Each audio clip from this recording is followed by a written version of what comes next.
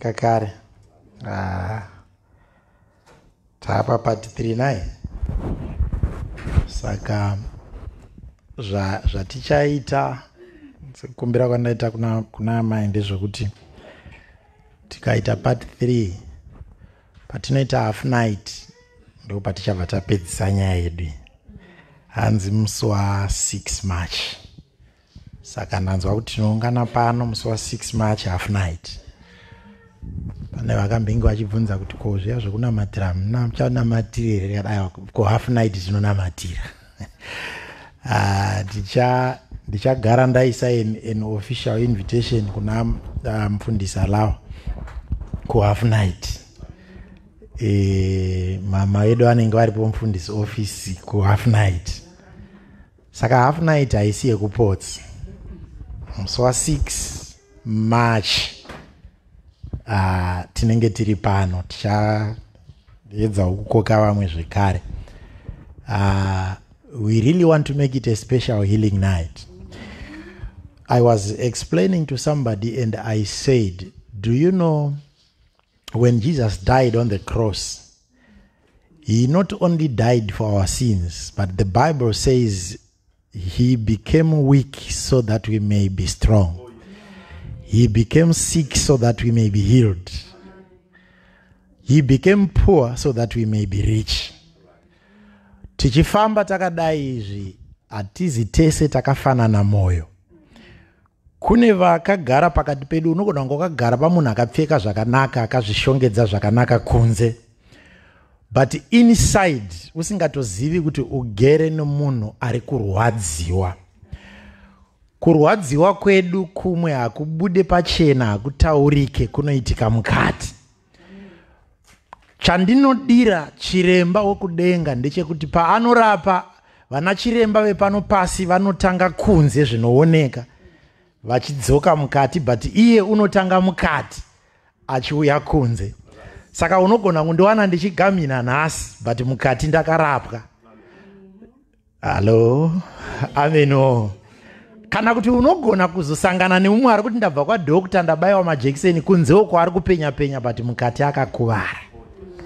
Saka zvinongotiitira zvakanaka kuve neimwe nguva yatinoungana toti taakuda kunamatira kuti tiporeswe mweya yedu. Zvinorwadza mweya zvimwe zvacho hazvisi zvirwere vana vanga vachinamatirwa zvana korona pano, zvirwere zvepanze. But kune zvimwe zvirwere zvemukati zvokuti kana Ishe vakasabata varivo ndo pamunozongonzwa kuti munhu akaenda musingatozivi kuti taiti wakasimba. Saka patinotaura ma half night aya kana ingave healing night, deliverance night, tiri kungoda kuti simba raMwari rimbofamba pakati pedu kuitira kuti vanorwara vaporeswe. Tirambe tichirarama munyika yatinonzwa kuti mukati it is well. Kunze unogona kundiona ndisina kana sent but mukati it is well. Chakaipa ndechekunge bhengi richiputika nemari asi munhu mukati achitadza kurara kana kuwana hope ari pamubhedha wemari. Vino kana zvikabatika musha. Ndichidhiraivha motikari yemari kwayo but ndigoita sendichinotopotsa pekutena nekuti mukati ndiri kurwara. Ndigotoita firiji dzimwe dzadzitsanangurwa mukataenda dzinenge dzichiita sedzichaputika nechikafu mukati but ndigotadza kumedza kana grain yerice nokuti kune zviri kuitika in my life. So we need the Lord to heal us. We need the Lord to speak to us. So when the half night is called for, please make time for it. It shall be good for you. Ndaona mufundisi Lawa pandataura vandipa amen kuti vanenge varipo. Ndo makokero angu ndatopedza. Tinotenda Mwari. So tonokoka vamwe. And we really want to make it open. I've got a heart. I've got a heart for my I call this my church. Mama knows. I call this my church. Do kweduka kuno kwanditi adzine mwe kumnokora bamchikuenda kumaskani kando ku church kwedu. This is where we are and this is my church. But even though we have got that passion, last week I was speaking about thousands of people who watch us live on Facebook and other platforms. Now, zvakakosha kuziva kuti patinoita zvirongwa zvakafanana izvozvi, it's not meant for a denomination. Time yekuti vanonamata Mwari vamunamate mumweya nemuchokwadi, kwete mumabhachi nemauniform kana machechi kana mazita. Zvese izvo zvakanaka, tinopfeka uniform dzedu zvinotoita zvakanaka, malogo I love that. But what we are saying is it's time to go beyond that. Ndikasangana nemunhu akapfeka yekuAnglican ndinzwe kuti mwana waMwari. Ndikasangana nemunhu akapfeka yeku-UFI ndoziva kuti ava vanonamata Kristu watinonamata. So when we have such programs which happen not on a Sunday, our invitation should be very open to everyone. Chingwa chevana vaMwari. Chingwa chevana vaMwari. Mwari vachitita zvakanaka. Hallelujah.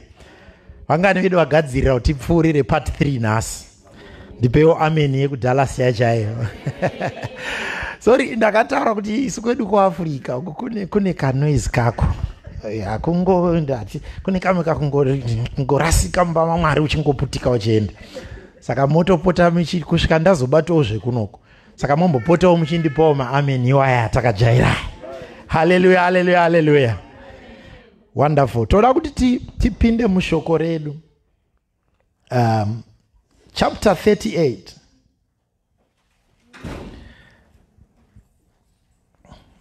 Chapter, alright, tataku 39 zvianai. Chapter 39. Ndichangoverenga 1 verse. Kune nyaya tiri kuda kuna Acts chapter 10. Ndoda kuti tiinde pana Genesis pedu ipapo patiri. Chapter 39.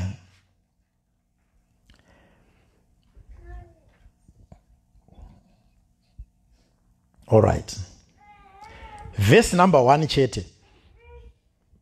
And Joseph was brought down to Egypt, and Potiphar, an officer of Pharaoh, captain of the guard, an Egyptian, bought him off the hands of Ishmaelites, which had brought him down thither. Kureva kuti Joseph achipinda muEgypt haana kutengwa nemunhu wese wese, wakatengwa na officer mukuru of the guard, anonzi captain of the guard yemaEgyptian. Ndobva amuendesa kumba kwake ndiPotiphar. Alright. Handei kuna Acts chapter number 10. Toda kuenda pana Acts chapter number 10. Ndichakumbira kuti mama vagotiverengera nebhaibheri redu riya vakativerengera zvakanaka chaizvo mazuva apfuura. Yakati rebei, ine mavhesi anogona kukwana 14 atiri kuda kubata. Acts chapter number 10 verses 1. Moverenga mobata imimi 1 to 7, mozobata 20 to 27. Acts chapter number 10. Alright, verenga yenyu mama. 1 to 7, then 20 to 27. Yakareba nyaya yacho tinozongoigura pakati papa. Musoro shoko ripo unoti Cornelio unobhabhatidzwa. Zvino kwakanga kuno mumwe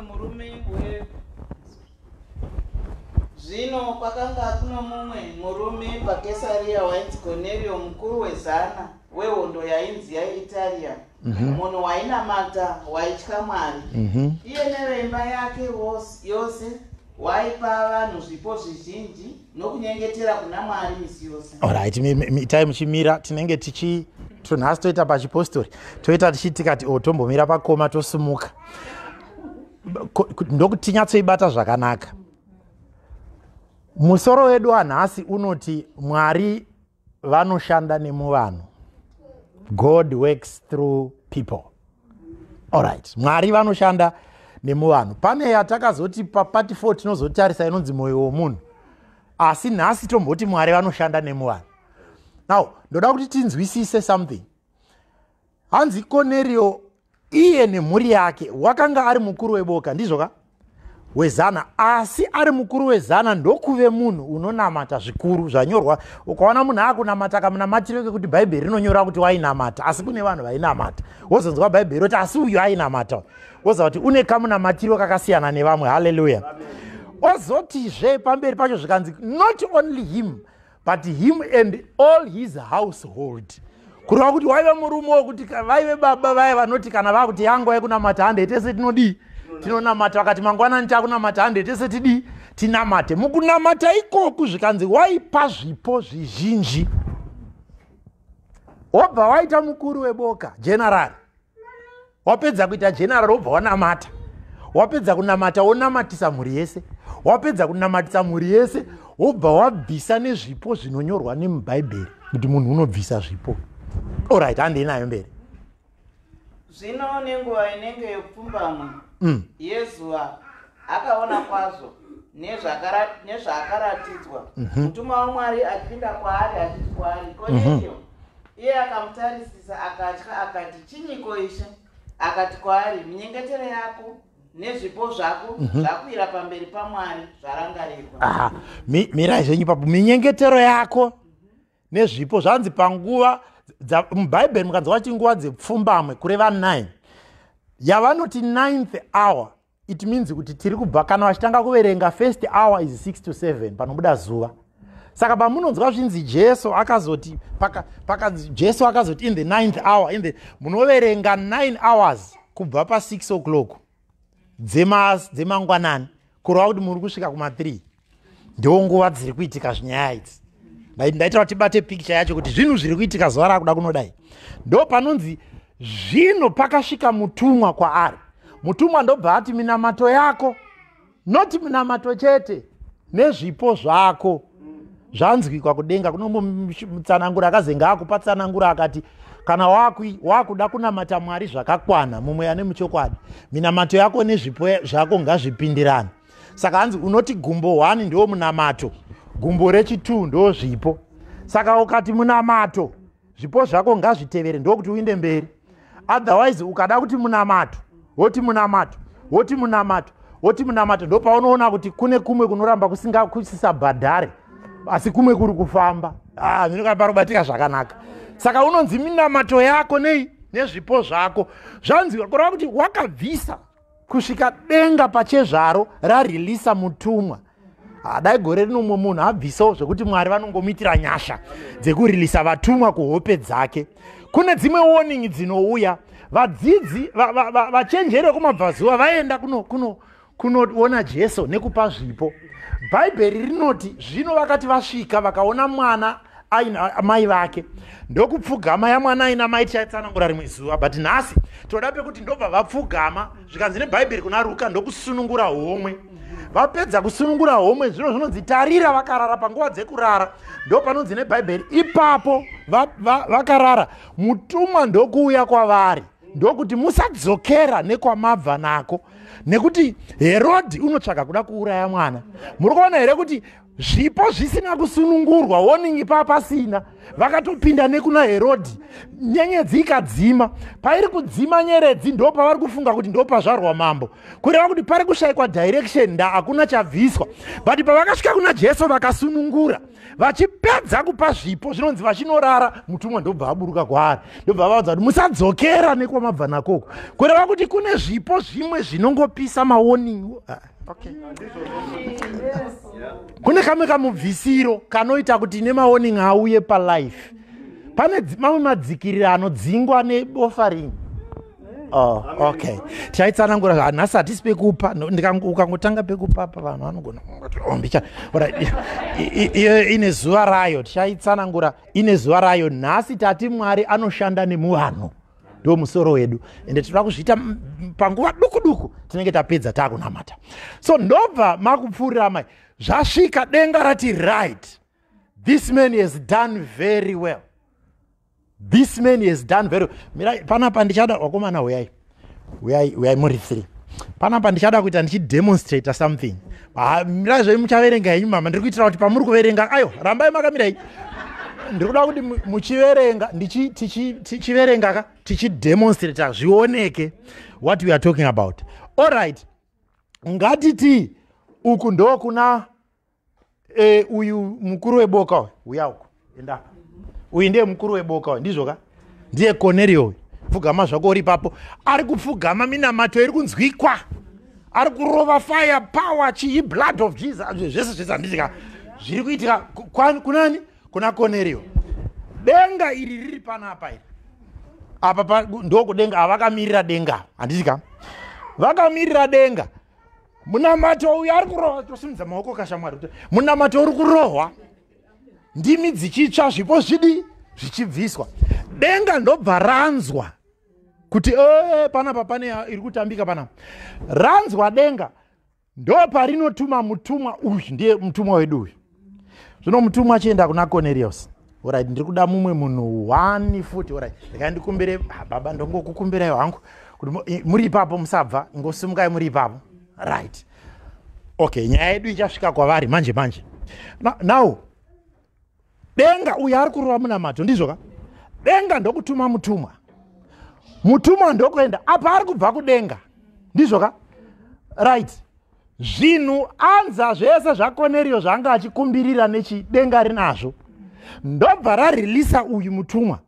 zvikanzi uya kunoku ndobva aenda kuna Cornelius ndobva anoti Cornelius minamato yako nezvipo zvako zvasvika kuno zvanzwikwa it's time for you to get your answer pfuurai mberi mama rabai muri papa mana kuti zvinoita mushe mama Notuma varume Jopa kundodana Simon notumidzwa pedu. Send men, send people to Joppa avo Simon veda kunodaidza Simon. Do you get the picture? Enda kuJopa, tuma vanhu vatoenda kuJopa kunodaidzani nekuda kwokuti minamato yako nezvipo zvako zvadii. Saka Simon ari kuwira kuti minamato nezvipo zvadini. All right, furirai. Tapa 7. Tapa 6. 6. Unogara nomumwe unonzi Simon musuku wamatembo. All right. Imba yake iri pagungwa. Zvino mutumwa wakataura naye. Mutumwa wakataura naye wakati abva. Akadana varanda vake vaviri. Nomurwi wakarurama pakati pavaishumirana. Right. Akavaudza zvose ndokuvatumira Jopa. Akavatumira kupi? KuJopa kuna Simon. Muri kuona kuti pesa apa pari kuitika metsidzi hapana wauya kunoko. Halo? Muri kuona hapana wauya kunoko. Iri kurohwa kupi? Pasi apa ndo pari kuitwa metsi yese. Uyu angotumwa nedirection yekuti right nyaya dzako dza right. Pavafana vechidiki kuti adzabho nyaya dzako dzabho. Chienda kupi? Kuna Peter. Right. Ndoda kuti muone something. Ande pa verse number 20. Yakuda kupisa manje ande pa 20. Zinosimuka uburuke uende nawo usinganyunyuti nokuti ndini ndavatuma. Right. The same angel here goes to Peter and I kuna Peter. Ndokunosvika kuna Peter. Ndobva anoudza Peter nyaya yaabva nayo. Kune vanhu vachatumwa kubva kumurume unonzi Cornelio. Vachauya kuno. Vauya kuno usaramba kuinda navo. Uende navo. Uya ari kubva kupi kwatumwa kudenga. Saka paabva kudenga abva ni message yevanhu 2. 1 iri kuuya kuno kuna Cornelio. Kumudza kuti zvinhu zvako zvaraiti zvagadzikwa. Asi enda kuna Peter. Ndokuenda kunani? Kuna Peter. Saka kuna Peter kwaari kuuya uku. Ari kuuya, haasi kuuya kuzopa Peter chinhu. Ende uku futa hana chaasiya. Wangopa shoko. Ndobva ati kana vauya uende navo. Uyu ndobva aita sei? Dzokai. Ndobva apedza basa rake mbva adzokera kupi? Halo. Pari kubatika. Tati Mwari unoshanda nemuvanhu. Ora imbogara yenyu pasi mama. Imbogara. Mwari unoshanda nemuvanhu. Ndoda kuti avarambe varipa papa ndichipatsanangura. Ndoda kuti hayi ngavamboramba vakapfugama zvo ipapa. Ndichipatsanangura. Tikangopa bata ipapa. Tatoe right zvanasi. Mwari unoshanda nemuvanhu. Regedza paupenyu hwako kufunga kuti iwe naMwari wako. Statement yandodzwa navanhu vakawanda. Ini naMwari wangu takatokwana. Hamuna kukwana nekuti Mwari anoshanda nemuvanhu. Am I talking to somebody? Iwe naMwari wako uchinamata uri kumba kwako hamuna kukwana nekuti Mwari kuti azodhilivha zvaanoda kudhilivha kwauri unotoda munhu wekushandisa kuti zvisvike kwauri. If you close yourself away from people, what you are simply doing is you are denying God a platform to work with you and give you the answers that you desire. Ndinoda kutaura naye here pana. patichazoibata papati 4 ndo patichazodzidza hedu kuti vanhu vacho asi havasi vese. Kune vamwe vatinodawo kunge takaita disconnect from, tichivada zvedu asi tisina chinoitika pakati pedu, asi tisingavavengi. Iyo chaibata papati 4. But nhasi tati Mwari unoshanda nemunhu. Now Joseph, alright, dzokerai panzvimbo maita iyi. Joseph paari kubva uko, Mwari vachiona kuti kune crisis, taudzokera kwatakatangira musei. Mwari vachiona kuti kune crisis yaitika yenzara, kuno inoda munhu, but munhu wacho anogona kunge aine njere dzakadaro wandakapa chipo ichocho ari kuIsraeri. Ndopavanомutuma. Ndokuti kutumwa kwacho manje akuzi kwekuda, ndekwechisimba, kwekutanga amboisirwa vanomuvenga kuti adispatchwe aende kumwe. Ndichinzi navamwe mufundisi vachitaura nhasi makuseni kwadatiri tichishumira tiri zvikanzi munoziva munhu waMwari, because isu kati hatiine dziya dzadzichingotaurwa zvikanzi kanzi munoziva munhu waMwari. Kana Mwari vakuda kukuendesai pane imwe level, vanogona kukucreaterai vanhu vanokupushai kuti mubve pane imwe nzvimbo moenda pane imwe nzvimbo, nekuti ndokutosimuka kwemalevel acho. Ivavo vakashayikwa hamuende. I don't know if I'm talking to somebody. So you can, when you hear, remember musi wekutanga panapa ndichita sendai profita pano ndikati ukaona Satani usingasangani naye muri kuenda nedirection 1, ukaona usingasangani nemiedzo muri kufamba nedirection 1. I don't know if I'm talking to a church. Muri kuenda divi 1 kudai. So kana as long as zvauri kuita zvine threat kuna Satani unofanira kukugadzirira pasaba, because anoziva kuti akakuondomora agadzirisa kukingdom yake. Indakaona mastrike avanhu vachi bhora richitanga tiri kuchikoro, so vanhu vachitanga pane munhu aitozikanwa chero kuchikoro kwenyu kwamakadzidza, pane player 1 munhu aizikanwa kuti uyu ndewebhora. Kuchikoro anogona kufoira, havana basa nazvo, vanongoti kana kudzokorora pachikoro anzi ngaadzokorore, ndaanozikanwa kuti ndewebhora. Munhu iyeye aiti akapinda even zvikoro zvamunotamba nazvo zvinotomuziva. Uyu haiti, kana achinzi Jimmy anzi Jimmy haiti Jimmy. Uchaona kuti raingoti richitanga wese anopiwa assignment anenge achingonzi tsika Jimmy. Kana muchida kuti timiti irove tsikani, tsika Jimmy. Kana kuti timiti irove tsikani, pana mwana Jimmy ari muno. Satani anotoziva kuti utori Jimmy mulife yake, ende anoziva kuti akasakutsika zvinhu zvake hazvifambe. Jimmy akasatsikwa anogohwesa. I don't know if somebody is getting what I'm saying. Kana Jimmy asina kutsikwa bhora rinogohwa. Kuna ana Jimmy varapa vemumhuriso, kuna ana Jimmy varapa pabasa penyu, kuna ana Jimmy varapa mumachechi mumakommunity, anotozikanwa naSatani kuti uyu munhu uyu akaramba achinamata kamunamatiro kaanoita kingdom yedu inokuvara. Ndosaka achizoisa vanhu vanotanga kurwa newe on the ground, so that you don't rise and you don't become effective. Am I talking to someone? Ora ngatimanye zvedu panaya, tibve kuna Jimmy tinde kuna Joseph. Bhaibheri rinobva rati ipapo pavhesi rataverenga rere, vhesi number 1, akabva atengwa by an Egyptian captain, kuitira kuti akagara mumba an Egyptian captain. Nyaya yake painoshandwa yekupomerwa nemukadzi waPotifa haina matare mazhinji ekuzonzi murombo wazodada ndewe kumba kwaPotifa, ukaiitira kumba kwangu inini inogona kungotsikwa, haina kana nebasa rese, hazvinyanyi kunyadzisa maningi because uye haazikanwa. Asi ikanoitirwa kwaPotifa uko inobva yaita mukurumbira, inozara mapepa ese. Ende kana yazara mapepa ese, jere unopinda chete. Ipapa Mwari vachida kumusanganisa nevanhu vanokonekta kuna Faro kuti azonodudzira hope aponese dzinza panzara. Amen. I don't know if I'm talking to someone who's getting what I'm saying. Saka Mwari vaigona. One day Philip achipedza kuparidzira murando weKandasi, Bhaibheri rinoti wakadisappear akazongoappear akuparidza muchechi. One day Jesu amuka, Bhaibheri rinoti wakazongomuka pakati pevadzidzi akati rugare, magedhe nemadhoo akakiyiwa, vanhu vachitya vari mukati. Can you see kuti God is able?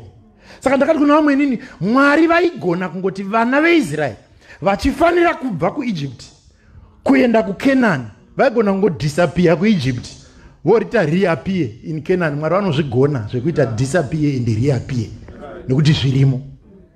Am I talking to someone? Saka Joseph aigona kungomuka one day akagara pachigaro achionza Faro ndiwaniyo kunzi handini ndatouya chichi tozotonga pana. Mwari vaigona kuzviita, but Mwari nekuda kwokudzidzisa vanhu maprinciples avo, kuda kutiratidza kuti kana ndakuita zvinhu zvangu ini ndiri Mwari kwandiri. Mozisi rimwe zuva akati akumbira kuona Mwari zvikanzi Mwari haungandioni ukararama, asi ungatoona musana chipinda pakati pebako. Ndobva anopinda pakati pebako zvikanzi uchaona musana wachipfuura. Wainzi musana wacho zvinonzi wakangoona mhepo kungotifa. Kupenya kwaakaita achibva ipapo zvikanzi wakaita mazuva mutende asingabude, vanhu vachitadza kumuona, ndaangoona papfuura musana waMwari. Am I talking to someone? Ipa Mwari adamuratidza kuti iyewe Mozisi zvawakaita wakatokwana uri ipapo. When God wanted to deliver the Israelites, he used Moses. Do you know that Moses was a stammerer? Mose aikakama pana Faro paipa nyaya yaitotora nguva kuti anzwe kuti kuri kuda kunzi kudii. Kasvika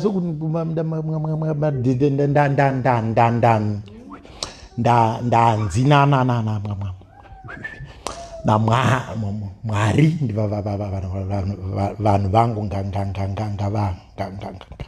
ngavaendi. It would take time. Mose akati naye Mwari imi munondiziva zvikanzi naMwari mukoma wako Aaron achaenda newe, ndiye achanenge ari spokesman. Iri kuna Exodus chapter number 7 muchazoona panononzi ipapo Mwari vakati kuna Moses, iwewe chienda unodzikinura vanhu ava, Aaron thy brother shall be thy prophet. Kureva kuti Aaron haana kuitwa muprofita waMwari, wakaitwa muprofita waMozisi. Vhangeri inonakidza. Kureva kuti even Mwari vachida kuti vana vaIsraeri vabude vanoisa vanhu nevanondandama vanoshandiswa naMwari. Handizivi kana pana ari kuninzwa mushe. Never look at a person's disability and you think that person cannot help you in life. Kune vanondandama vakadzikinura rudzi rwese kubuda muIjipiti kunosvika muKenani, munyika yeuchi nemukaka, kuendeswa kuuchi nemukaka nevaindandama. Don't despise anyone because of their inabilities. Vatanze mukoma wangu zvanondipa chi haana kana chakadini haana kana, but do you know kuti kune vamwe vanhu vakayambutsa vamwe ivo vasina chunhu.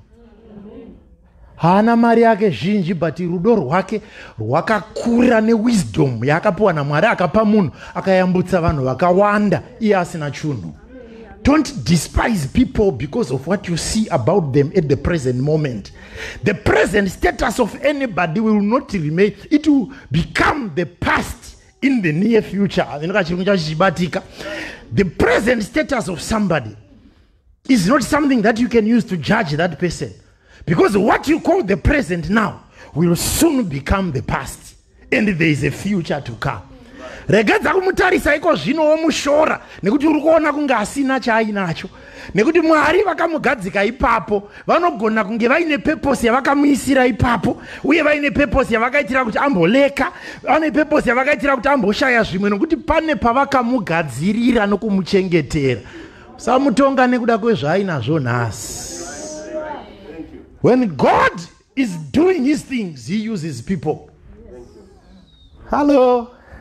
Hanarinza ere mushe. Ichi right ere vhangeri. Unoziva kuti pega paunoona zvinhu zvichiitwa naMwari, God will not come himself to do it. Demonstration yataita apa inokudza iyega. Alright, mibvunzo yandinayo inini yandinozonosvika kundobvunza asi ndakapiwa mhinduro ndeyekuti nhai Mwari, ko mutumwa zvaakabva, uyu mutumwa uyu abva apa, zvaabva kwamuri imi mati Cornelio zvinhu zvako zvese zviri kuendeka, uri kunamata chaizvo, inde hamusina kupa mhinduro dzacho kumutumwa kuti angouya nadzo. Vana Peter vari kupinda papi panyaya yekunamata kwaCornelio? Mutumwa haana kubva kuna Mwari ero? Kuna Mwari hakusiwo kwanzi zvinhu zvaita ero? Saka zvinhu zvacho adi kuuya nazvo. Nekuti Mwari vane chavaroda kudzidzisa vanhu. Zvikanzi zvino mhinduro dzako, zvikanzi minamato yako nezvipo zvako zvasvika, zvino, that's the next verse. Now zvino chituma vanhu kuJopa kune murume anonzi Peter. Kureva kuti solution dzake hadzisi pana. Solution dzake dzabva kuna Mwari, but Mwari havadzipi an angel. That's not the duty of an angel. Mwari vanodzipa munhu, ndosaka vakasika vanhu.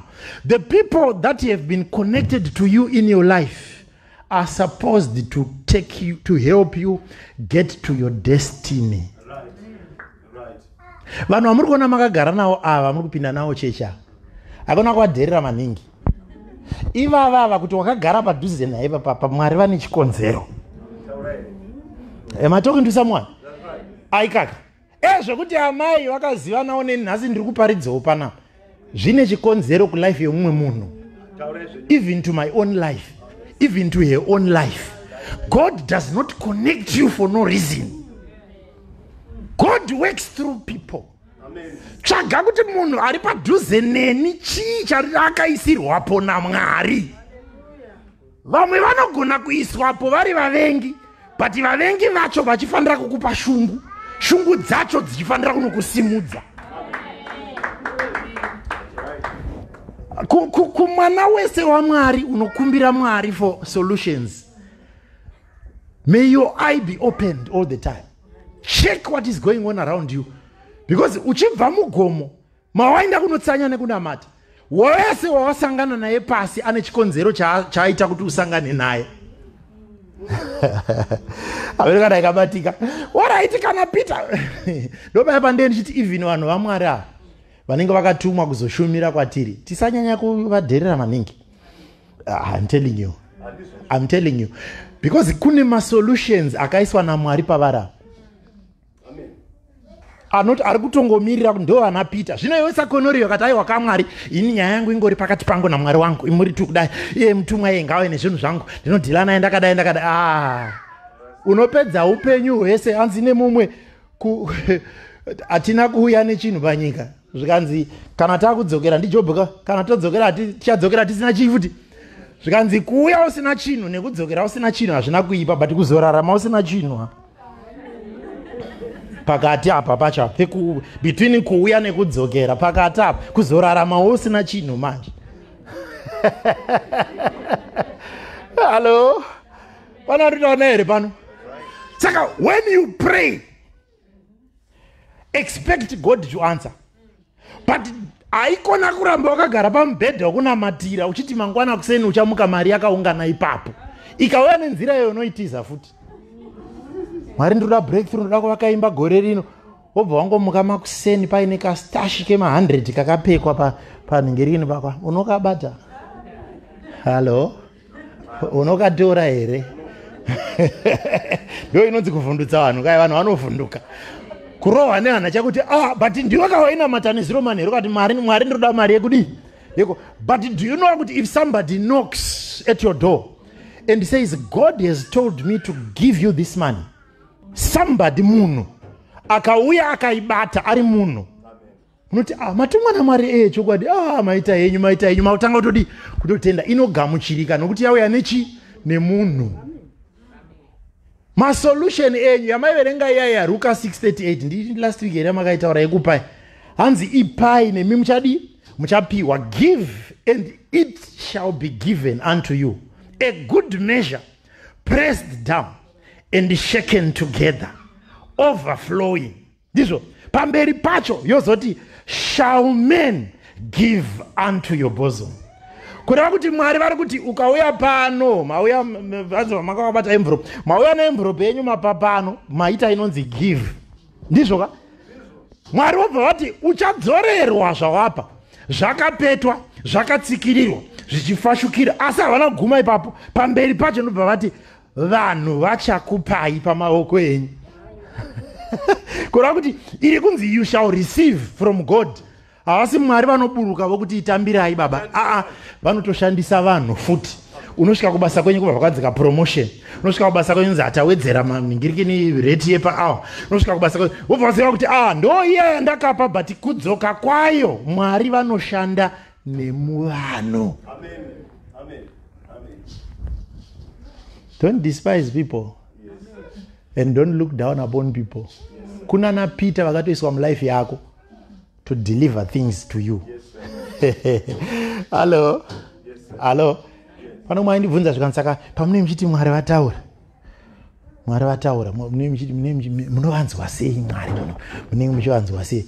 Uyu anogona kushandiswa naMwari kutaura. Ndichinamatira chimwe chinhu anogona kuyongodhedhi chakati listening iye yangu inotonzwa kuti mhinduro yangu iya yezvinhu zvananga ndichikumbira iri panapa. Why? Because handina kumuteerera semwana, ndateerera ndichinzwa Mwari vachitaura. Rimwe zuva Sameri anoshanyirwa naMwari usiku nezwi raMwari. Ndokuenda kuna muprofita Eri kunoti mandidaidza here zvikanzi naye handina kudaidza 3 times. Ndo paanodzeva zvikanzi kana wazonzwa uti taurai henyu muranda wenyu anonzwa. Alright, chindiudzai mimi umwe mubvunzo wandichada kunobvunza ndokuti chindiudzai kuti ko ipapo Mwari vacho pavakati Sameri vakadi kubva vataura nyaya yavo. Sei Mwari vasina kutaura nyaya yavo pavakangoti Sameri ubva vati ndinoda kutuma kuda sei inda vakamutuma kuna Eli first. Nyamba pakuenda kuna Eli ari kutodzidziswa kunzi even Eli aine vana vake Hofini naFinehasi ane musikanzwa, but munhu wandakatuma. Saka kana makuita zvinhu zvenyu ndiye anotokuitirai uyu. Saka kuti uzoziva kuti ndiMwari vataura unotodawo Eli mulife yako. Am I talking to somebody? Pana ari kudinzwa here vanhu.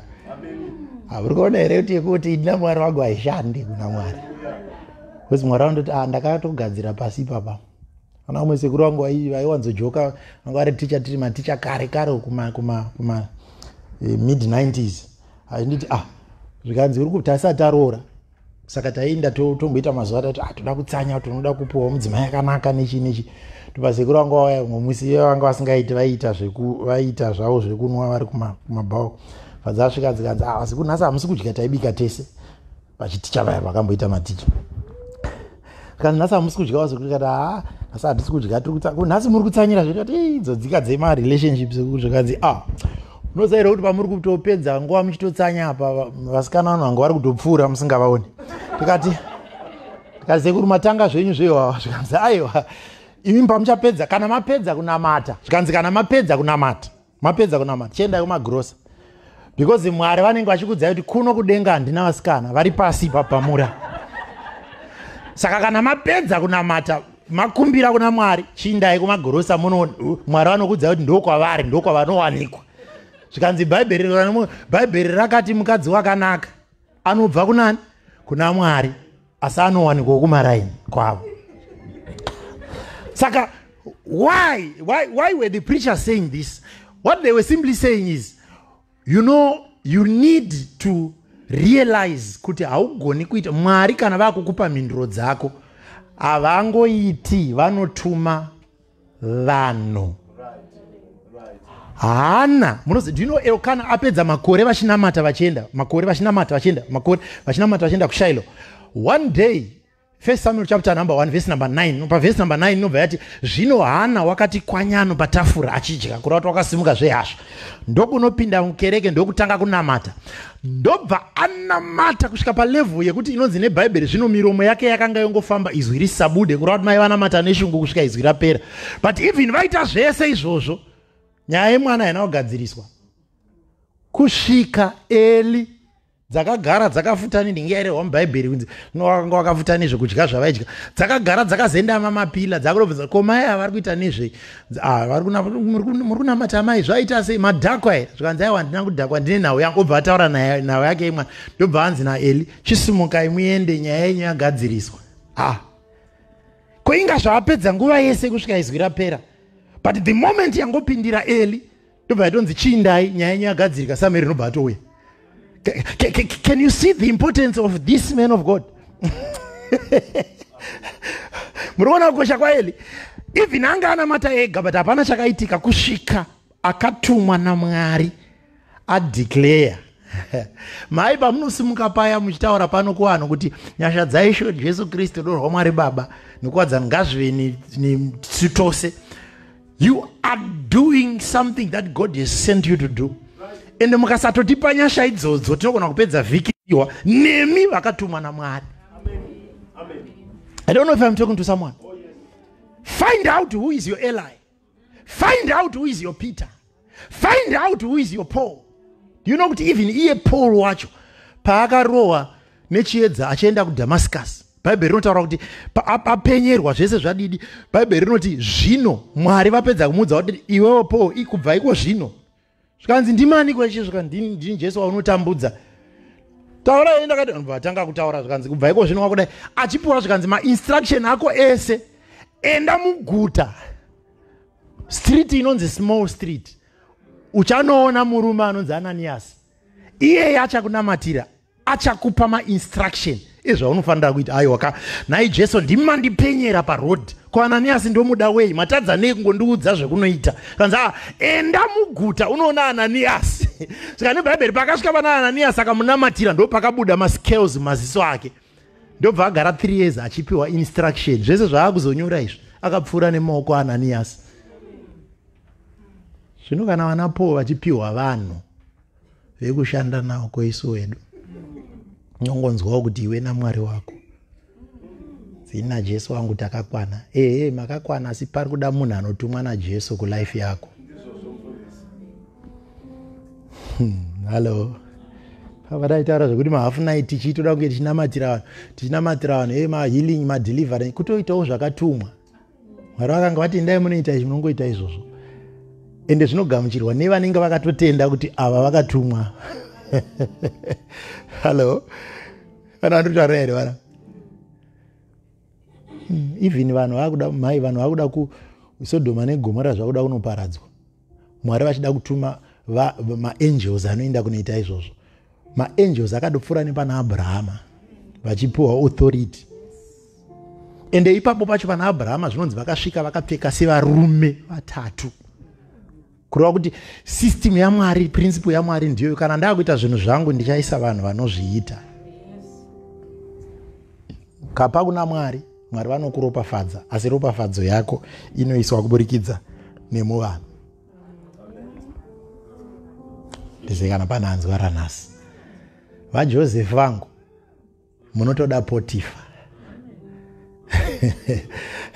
Avo panongonosenzera munhu wese unotoda Potifa, because kwa Potifa ndokuchaita kuti unyatsopinda mujere chairo riri correct. Aika kuti uzonopinda maximum prison kaunofana kunge watadzirawo uyu mukuru. Zvinodai akanga akati aigona kungoiswawo pane rimwe jeri pasi pemuti kana hauna wawaiona kana hwana anoziva Faro. But unotonoconnectwa nekuti Mwari kana vakuita zvinhu zvavo vanoshanda nemuvanhu.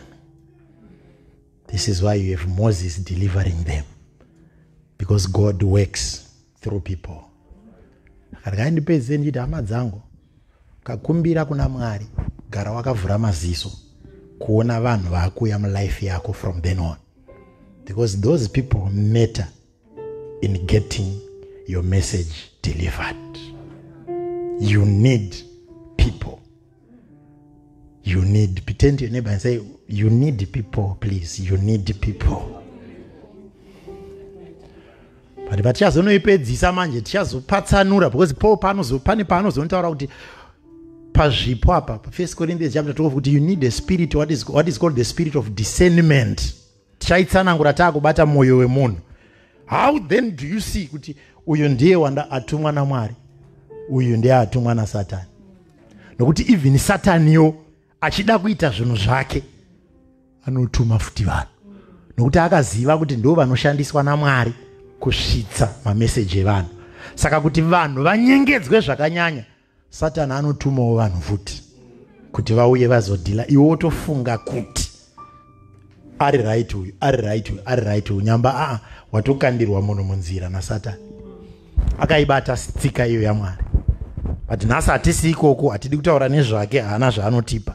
Nhasi tiri kuda kutaura kuna Jehovha Wamasimba Ose.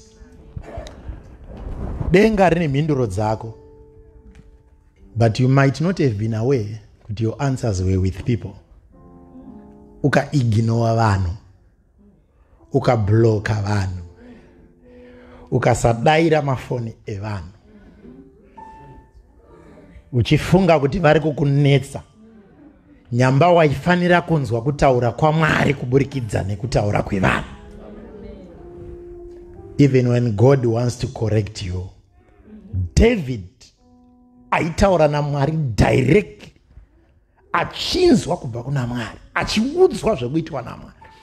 But watadza nekuda kwomukadzi waUria, unotumirwa munhu anonzi Nathan kuenda kunomukorekta.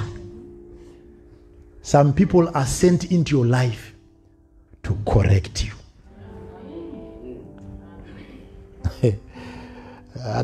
Ari kakawanda kaunoti watadza chakwanyatsokanganisa vanhu votokuudza munhu votokuudza, but iye anenge achikuudza mukuvenga kana mukutonakirwa nekudonha kwako. But kana uchinzwa Mwari unenge uchitobatsirika.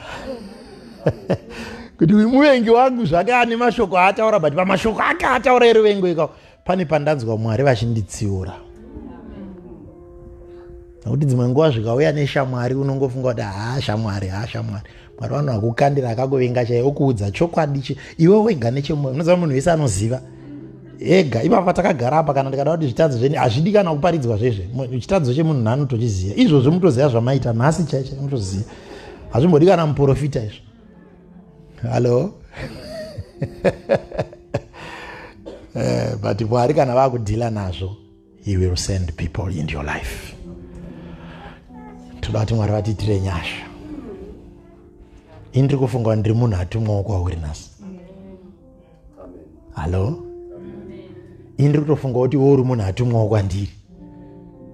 As we interact, as we continue to share, may we keep our ears open and our eyes open. Because when God delivers your messages, he will send people.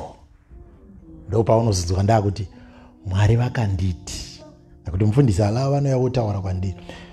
Mufundisi wofisi ouya votaura kwandiri. Mamagosa ouya votaura kwandiri. Ndotonzwa kuti zvinhu zvavataura vari vatatu ava zvakafanana. Ini ndakutonzwa izwi raMwari, kwete mufundisi alava. Turn to your neighbor again and say, you need people. Yeah, vanhu vanodiwa. Tisumuke timire netsoka dzedu.